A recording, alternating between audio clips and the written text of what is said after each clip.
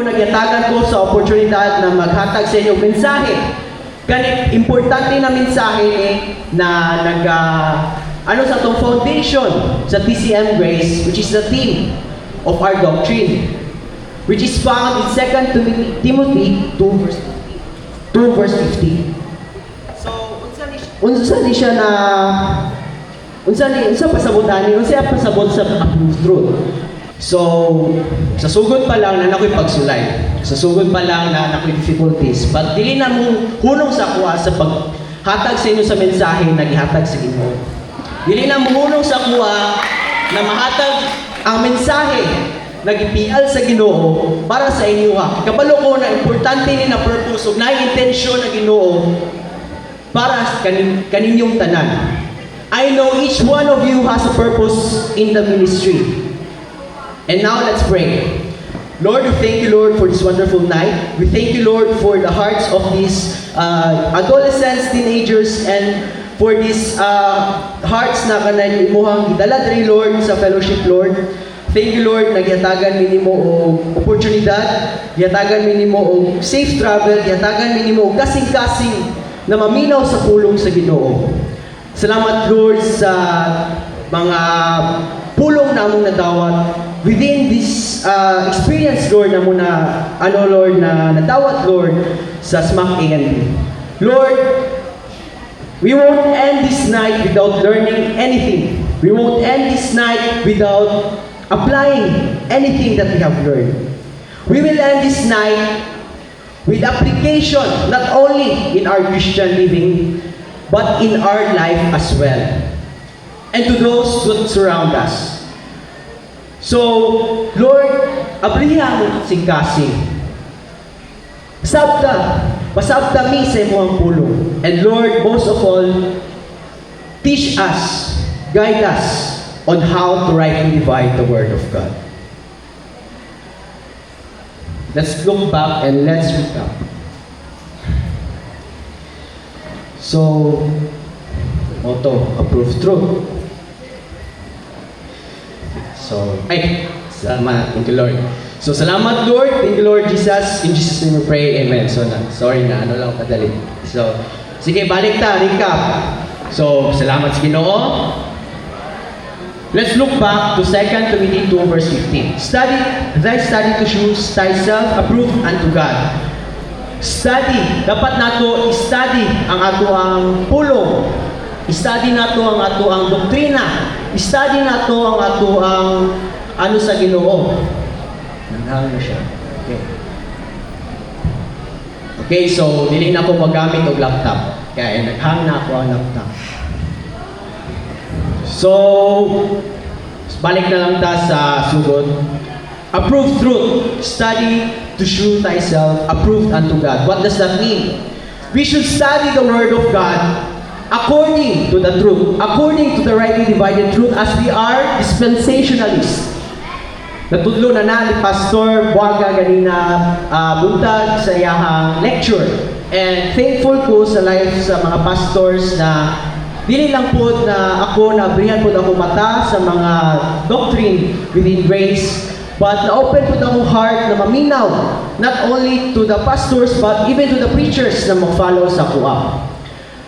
Now, ganuman na i-study na to ang approved truth of God.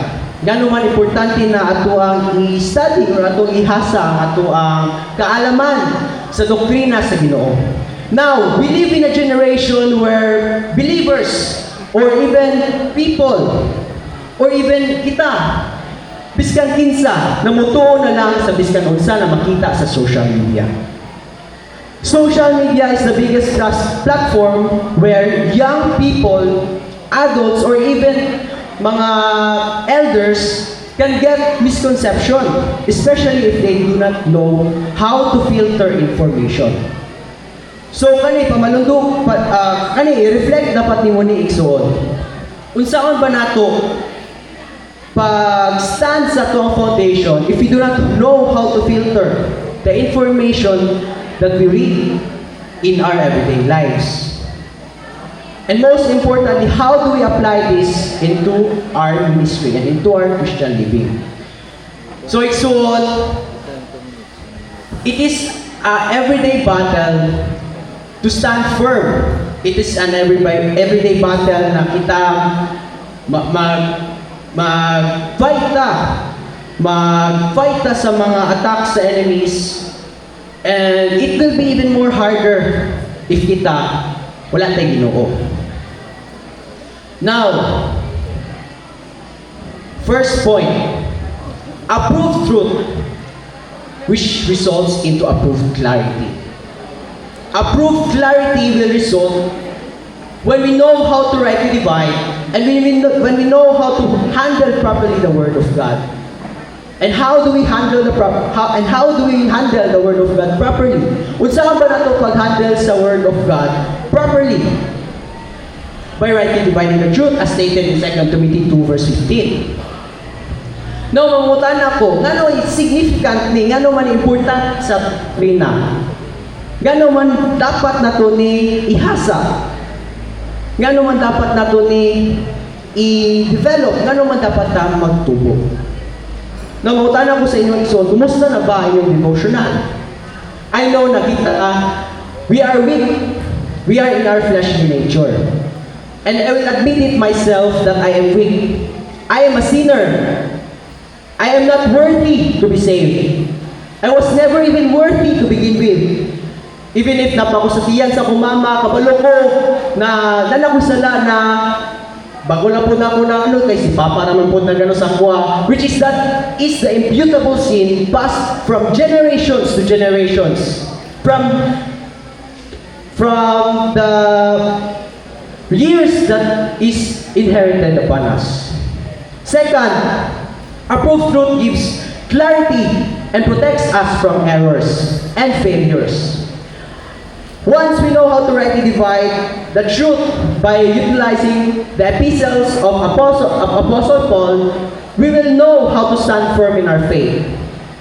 Kabalo pa mo na in our daily lives, we may face battles that we do not know how to fight off. And mga questions sa ato sarili na dili nato kabalo na matubag. That's why we must study God's Word and what Apostle Paul written to us, the Gentiles. And lastly, approved truth gives not only just firm doctrine but transformation into our lives. We can apply it into our lifestyle. We don't have to be mag-ampot na ta. Okay, so, salamat Lord sa imong grasya, sa imong gugma. Salamat Lord sa pulong na imong gihatag karong gabi una. Salamat Lord sa imong proteksyon, sa imong guidance Lord. Salamat Lord sa pulong na imong gihatag sa among kasing-kasing Lord. Guide us Lord, in Jesus' name, pray, amen.